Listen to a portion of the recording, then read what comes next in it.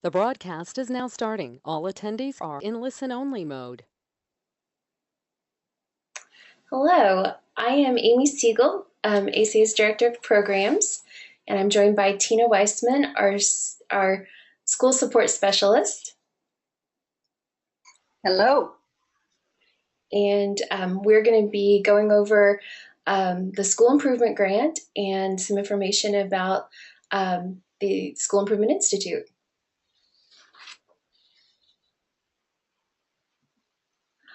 For those on the webinar, be sure to check your webinar controls. The orange arrow will will minimize or maximize your view. You also have, there it is, minimized, gets everything out of the way. There's also a microphone, and you'll notice that we also have handouts for you if you'd like to download those and share them with anyone who, read them over yourselves and share them with anyone who needs them.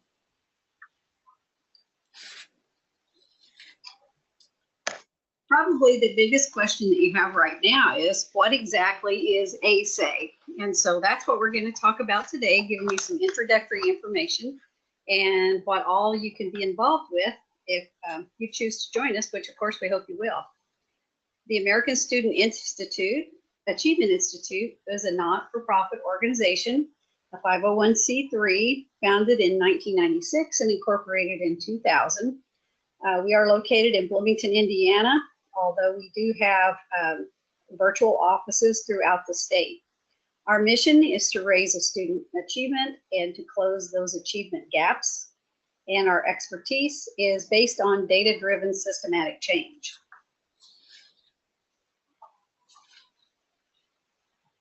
Our team is made up of Sue Reynolds, who is the president of ASAI. She is involved in program design and professional development. Amy, who you just met, is the director of programs and definitely the IT guru around here. I am a strategic planning specialist. I do the monitoring and coaching with individual teams.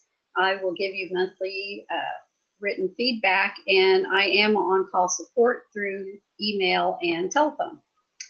Nancy Nolte is our business director, and Debbie Howe is a strategic planning specialist for the school counseling initiatives.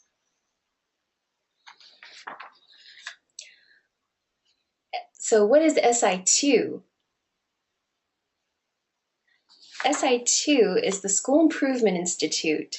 SI2 helps schools and communities work together to establish achievement goals, identify the change that needs to occur in schools and community to reach those goals, and implement the change. SI2 is a project of ASAI. SI2 is based on an improvement process called Vision to Action, a vision-based, data-driven process. We'll be covering more about Vision to Action later in the presentation. SI2 helps schools create several process products, including an organizational structure, a vision, achievement goals, root causes, interventions, and intervention implementation plans. All products are created in our SI2 online system. Then the system packages these products together to create the school improvement plan in a nice downloadable PDF.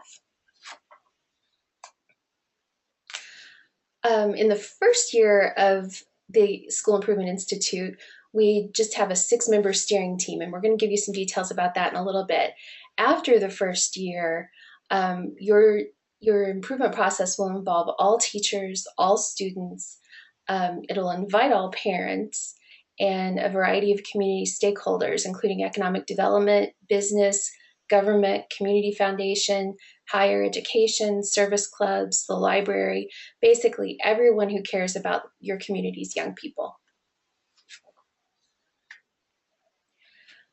We've had a lot of schools over the years. Some schools have stayed with us since 2000, and we sometimes are asked, why do schools stay with SI2?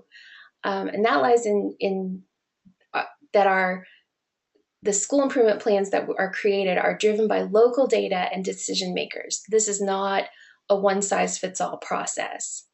We have a very data-rich process. We bring everyone to the table. But I think one of the keys to why schools stay with us is that we have significant support for process management. We have the improvement process and timeline. We have standards for school improvement planning, data collection tools, monthly discussion tools, monitoring and feedback, and on-call support, which is key. After the plan is developed, we really help schools check for compliance with external expectations. Those things come later because we want your plan to be driven by your local data, but we make sure that you're compliant with Public Law 221, with the ESSA, and the D through F accountability grades, which we're monitoring with the Department of Education right now, the High Ability Student Plan, the Cultural Competency Plan, School Tech Plan, and Graduation Plan, all required by Indiana, and also the U.S. Title I plans. So then we come to the heart of the matter, and this is the vision to action process. This is what we're actually going to be doing. And so at this point, you're probably wondering what on earth steering teams do. So we'll tell you. You're going to have very specific assignments to do each month, and it's very direct, very straightforward. We have all been teachers, administrators in the past, and we know that time is of the essence, but at the same time, we also know we like quality, and we know you like quality too.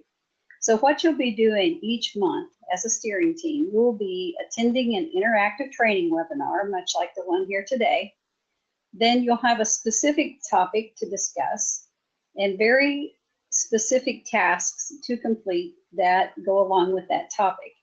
And then you'll get your feedback reviewed by me once it's submitted, and then you'll make any adjustments if they're needed, and then you'll complete a section of the vision to action. So in going through that, we're going to now go through month by month.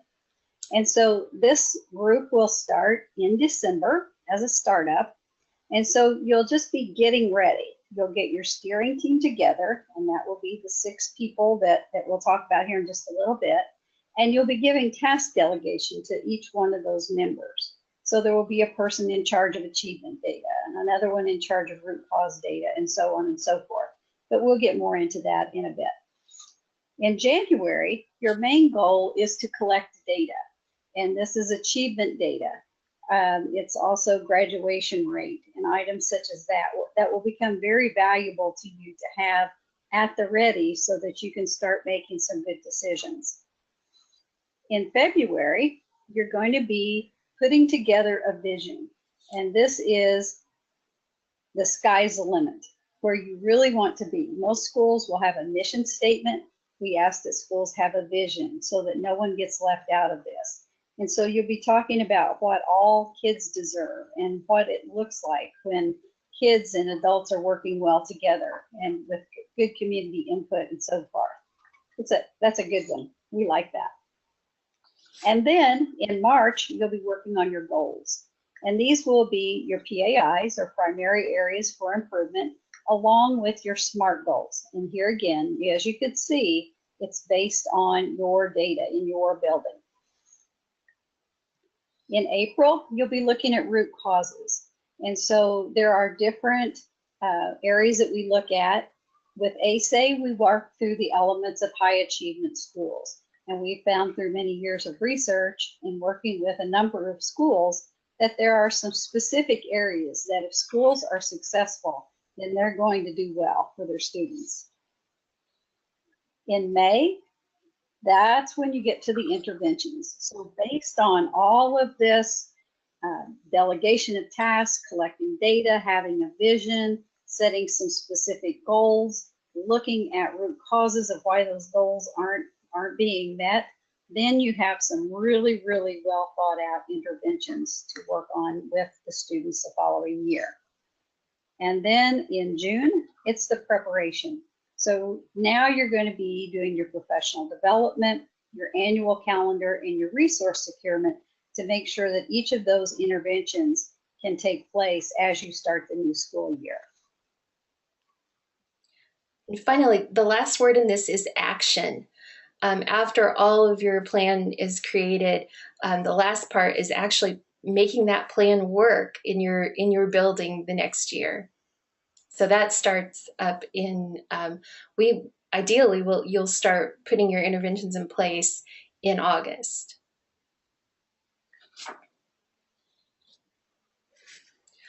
So this is a lot, and you might be asking now, how in the world do we get all of this done? And we have two answers to that: the steering team and leadership support. So yes, SI2 is definitely a lot of work, but it's manageable. Tasks are delegated between a 6-member steering team. Whoops. Oh, I meant to go backwards. There we go. We provide lots of tools, and most of all, it's good work. We find that the work is a lot easier to do when it's good work that benefits students.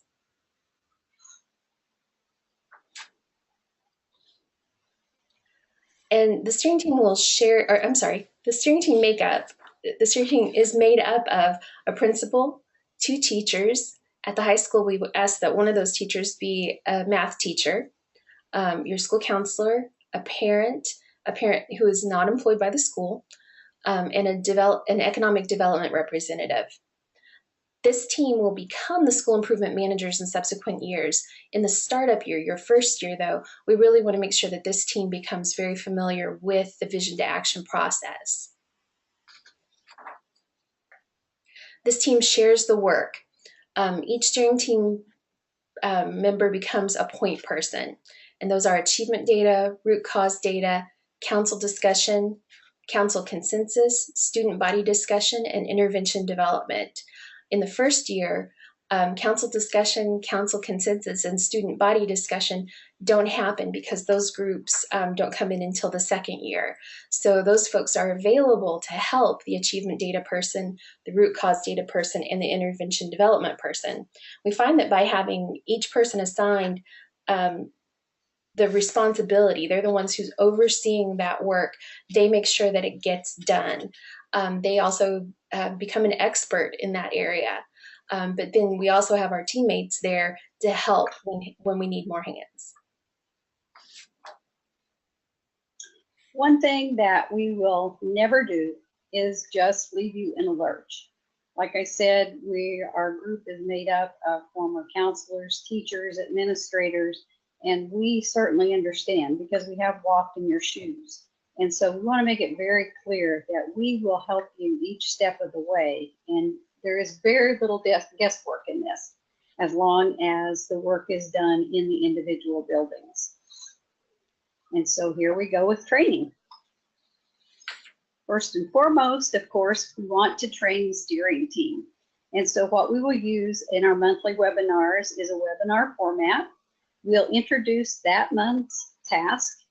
We will provide all updates and tips that if anything's coming around from the DOE or anywhere that we can tie right in, we'll do that.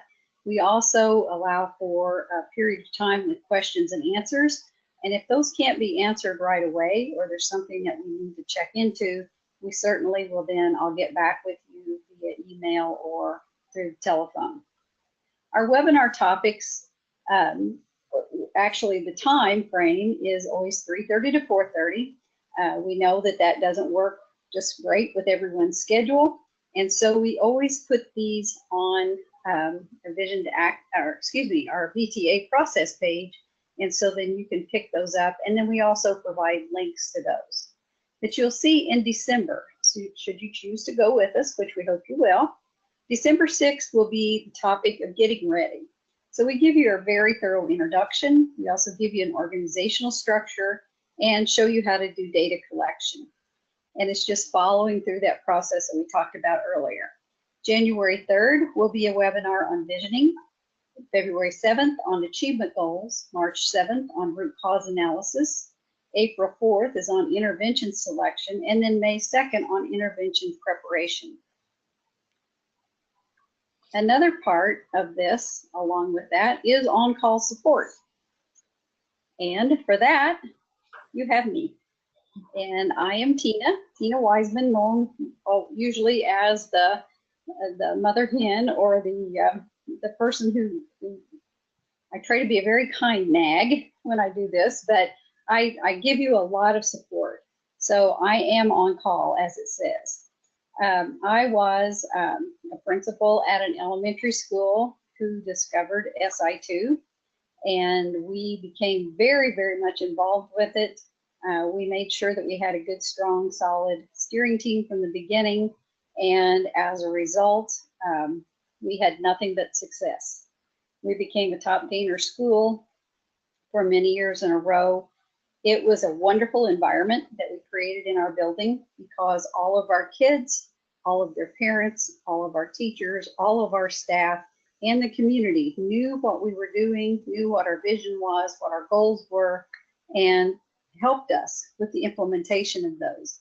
And as a result, our entire community became very, very aware of what was going on in the school, and it was very consistent and it was very clear, and the data moved.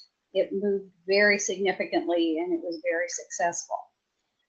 My job now is to provide the support to others, which I love to do.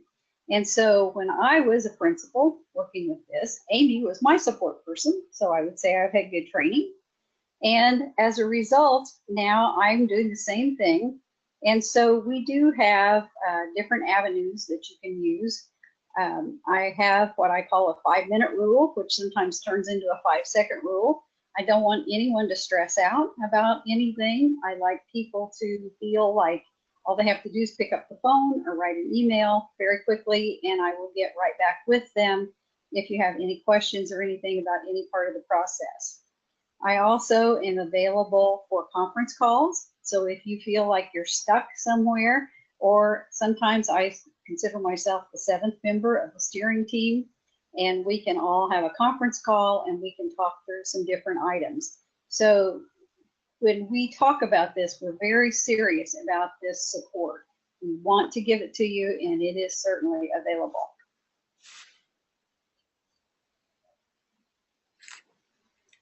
So in addition to leadership training and on-call support, one of our biggest tools for helping you get the work done is the School Improvement Management System, our online system. And I just want to give you a little overview. The process page is the main page that schools engage in our online system. We break down the vision to action process into steps. So every month has a section, and then we list the steps that you'll complete in order to finish the work for that month. We give you tools, including your webinars are always listed here. We give you the data entry pages, reports that come out of those. You can submit your work. We tell you when the work is due and what the status is currently. So for this team, they've submitted 2 items. One meets criteria and one needs revision. Before you submit anything, though, we give you the criteria. You can always click on the rubric items to see what is expected. This is also where you find your feedback. So for this school, they had their SIP uses meet criteria. Everything's checked off. For the steering team roster, they have a submission that needs revision. So we have the listed criteria. One of them isn't checked, and there's a comment with instructions. And Tina provides those right away when you submit work. I'm going to switch over to another school to show you a few other tools. There's some things that are better seen as a real school.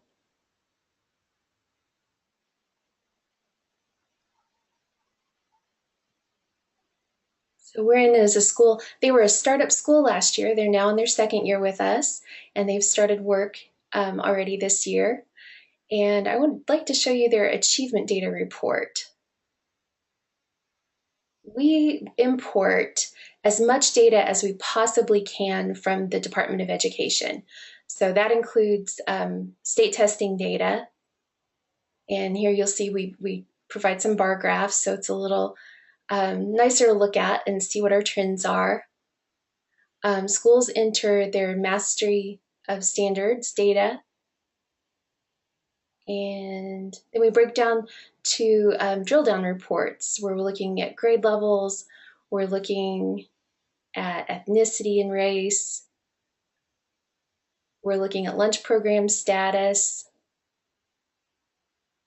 at each grade level, language proficiency.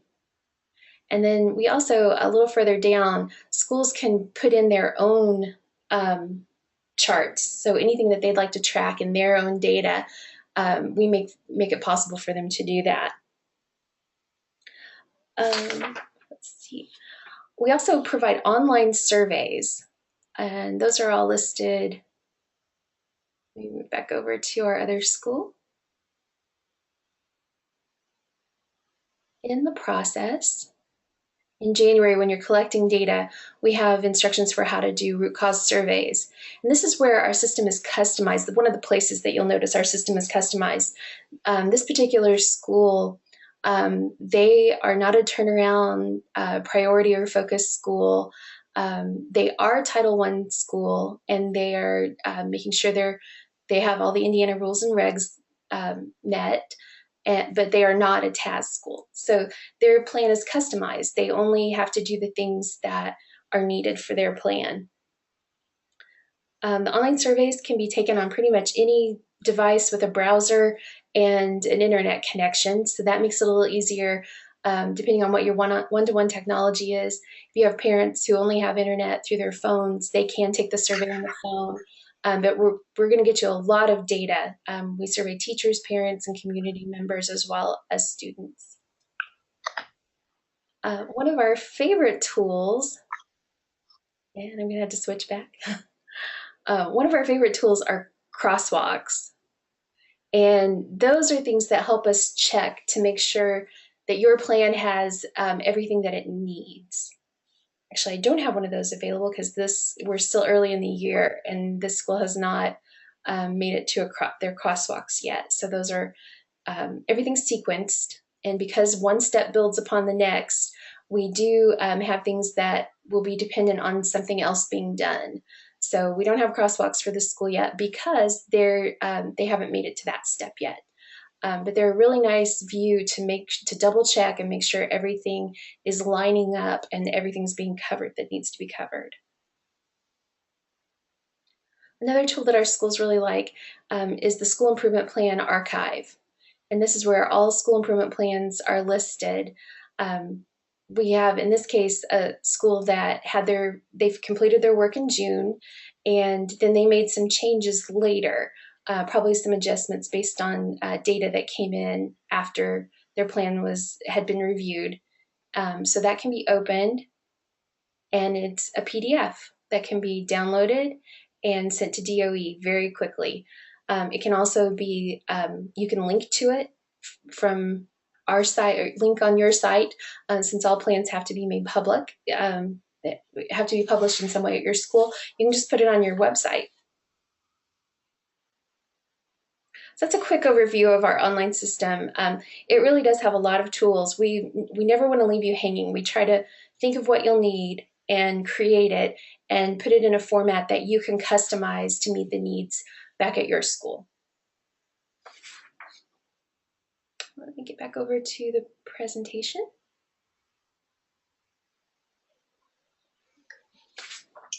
And now comes where we kind of visit virtually. When you submit an item after you've worked on it, it will fall into a review queue for me, and then I will review it based on criteria based on your SIP uses, and also based on some ASAI, what we have found to be very tried and true, what works well, and along with what PL221, Title I, whichever groups you've checked in your SIP uses, it will fall into these guidelines, so we make sure that everything's covered. And so you can then look at your rubric and you will see exactly what it is that I'm looking for. And I always call this, for lack of a better term, it's the greatest cheat sheet ever, because you know ahead of time. And there again, we know everyone has a very finite amount of time. There's no need to be guessing. And so there is very little guesswork here, if any. And so ahead of time, you would see what exactly it is that needs to be done. So as you see where those little check marks are, these are the things that I'm looking for. And so with our, as Amy said earlier, the SIP uses were all fine. That is defining how you want your system to be customized. The steering team members, you can see, as she said earlier, needs one revision, because when I went through the list with the school, I noticed that they had failed to put in an economic development rep.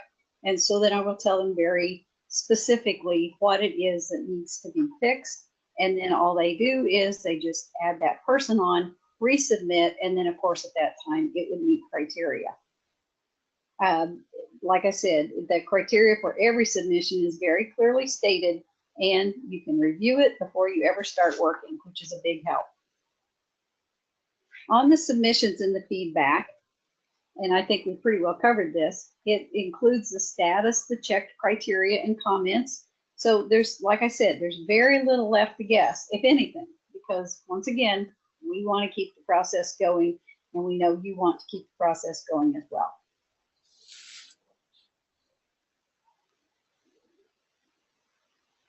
Okay, so now we'd like to talk about the school improvement grant itself.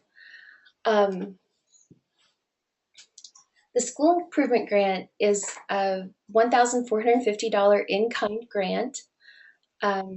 We are basically giving you a year of SI2 for free. And that includes the SI2 online system with all of the improvement process, the templates, reports, the steering team manual, and the school improvement plan that I showed you that can be downloaded. It includes the leadership team training, videos and webinars, leadership team support, monitoring, submission, reviews, feedback, and written feedback within 48 hours.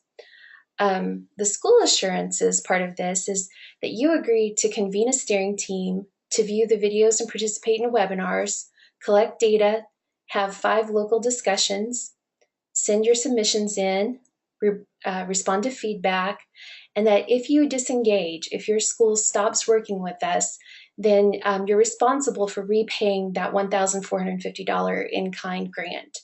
And the reason we do that is because we have skin in the game on this. When we give you this school improvement grant to be an SI2, we're committing our resources, and especially Tina's time and availability to be there for your school.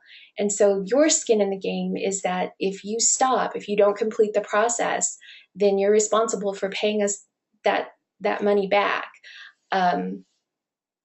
So that this helps us know that you're serious, that you're really in it with us, because we want to be your partners in this.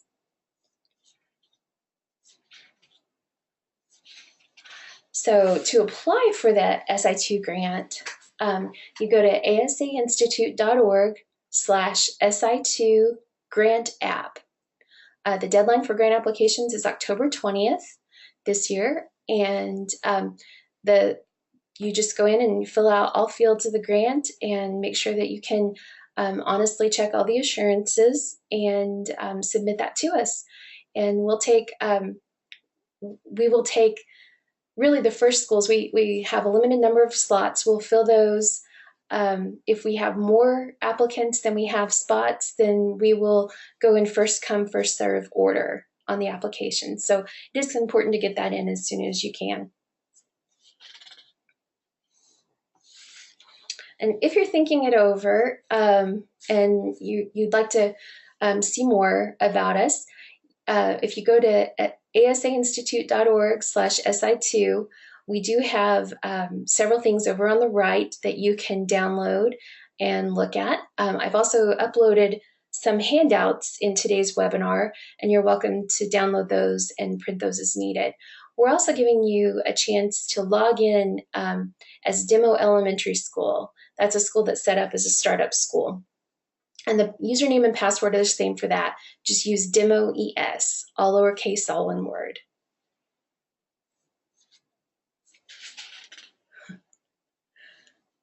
But more than that, if you have questions, if there's anything that you would like to know about the school improvement process, about how our online system works, about how the grant works, if you have any questions at all, please call us, send us email.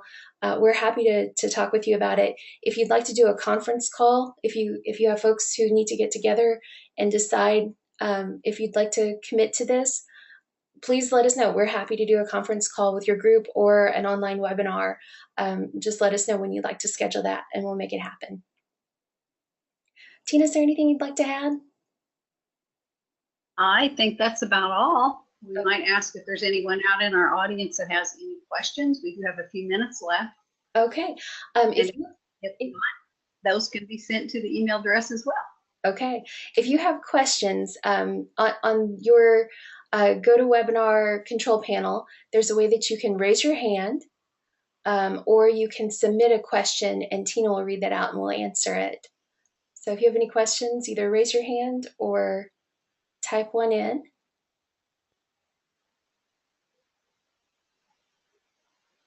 Okay, I'm not seeing anything, so I think this group is good to go. If anything comes up though, as you're going over all of this, just feel free to contact us anytime. So thank you so much for attending the webinar, and we hope to hear from you. Thank you, and I look forward to working with you. Have a great day.